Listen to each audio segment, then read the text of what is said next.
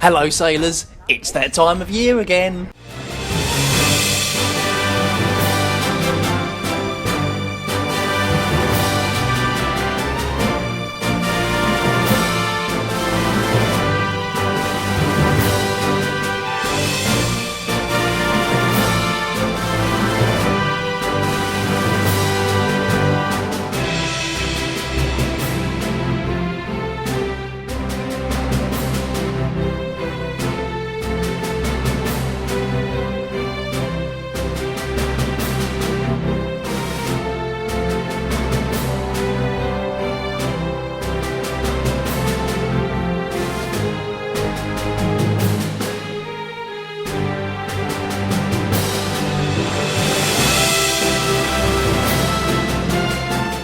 All the servers featured in this video are only ones I've reviewed this year. Right, let's go. So, let's dive right in with award number 1, the most pointless server award. This goes to Valkyrie WoW. Although it's not a bad server, the staff are just letting it waste away. I predicted this would happen in my review, and now it's been left behind and sits with Phoenix as vanilla servers that have been made totally obsolete by Kronos and Nostrils. Time now for a good one, and the Best Unique Feature Award goes to Primal WoW for its unique progressive server. This is an idea I've wanted to see play out for quite a while, and I'm really happy that someone's doing it. Now we have the Biggest Disappointment Award, and I'm also giving this one to Primal WoW. Guys, stop messing around with mob HP levels and custom tweaks of the game. Face the fact that using a Wrath of the Lich King client is going to result in an easy vanilla experience. Stop ruining the game because easy vanilla is better than custom vanilla. Worried it would take less people to down and raid boss than normal? I wouldn't let that keep you up at night, because for that to happen you'll need a bigger player base.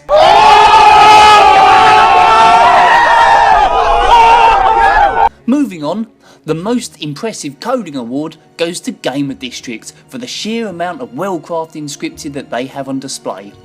I still think this is an underrated server, but I believe that if they made a forced 1x rate realm, it would be super popular with the right marketing. Come on guys, make it happen. The Worst Bug Found award goes to Ashran's Warlords of Draenor server.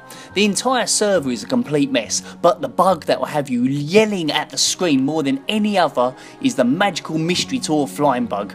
If the game gives you a DC, you'll be forced to fly to fuck knows where when you log back in, and you'll have to go there via the fucking moon because the server has no idea what the hell it's doing. This year, the choice for Best Website Award is a controversial one, but Gamer District takes it this year with the most confusing and backwards sign-up process and website in the history of private servers. It wins because this is actually intentional. The staff at Gamer District actually call it the anti-noob shield, because if you can't figure out the bizarre sign-in process, then you are not worthy of playing on Gamer District. The bottom of the class 2015 runner-up award goes to the second worst server I reviewed this year. The problem is this year has been very strong for quality private servers, and Warmane's Cataclysm server was reviewed in a very unlucky period in its life. It was not long after the meltdown, and as we all know, a lot of the staff's effort went into making the Lordaeron server, which seems to be doing quite well. But I have to tell the truth, and most of Warmane's Cata server wasn't good. There was a lot of problems, and even though the endgame was decent, everything before that was pretty bad. On the other hand, top of the class 2015 runner-up award was a very hard server to choose. In the end, I'm giving Hellground the second place spot, even though it was the server I had the most fun playing this year. Either way, Hellground is a brilliant server which offers the best Burning Crusade experience right now. I really enjoyed this one, and if you're looking for a great TBC server, then I recommend you get on this right away. Well, this is an easy one. Bottom of the class 2015 award, without a shadow of a doubt, goes to Ashran with what can only be described as a total car crash of a server. Every single part of this was just terrible, from the ridiculous pathfinding all the way to the hyperinflated economy. There is nothing good whatsoever to say about Ashran. It was just a total mess. The next award is the Public Vote Award. I asked you all to vote on your favourite server regardless of if I'd reviewed it or not. I counted up the hundreds of votes I received and it was quite tight. WoW Freaks came in a close second, but it was Atlantis that got the most votes from you guys, so well done to them. They deserve it because their server is bloody brilliant.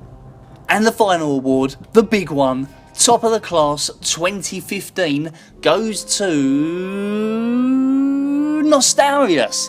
You might be thinking, why would I give Nostrils the #1 spot, even though I personally preferred Hellground? Well, Nostarius is just legendary. Despite a few launch hiccups which I covered in my review, since then they've covered every single base perfectly. They have a well-made product, an insane player base size, plus they cover both PvP and PvE realms very well, which should just please everyone. They have marketed this server faultlessly and fought off a valiant effort from Kronos. 2 years ago, it was inconceivable that Phoenix could be knocked off the #1 vanilla spot, but Nostrils did it with ease and completely decimated them. All this was done without any pay-to-win nonsense and actually going beyond what vanilla retail was capable of in terms of online players at any one time. Nostarius is a landmark achievement that has Warcraft fans from outside the private server community talking about it. It gained attention from Blizzard themselves, who in turn made Twitch police private Warcraft streamers very heavily.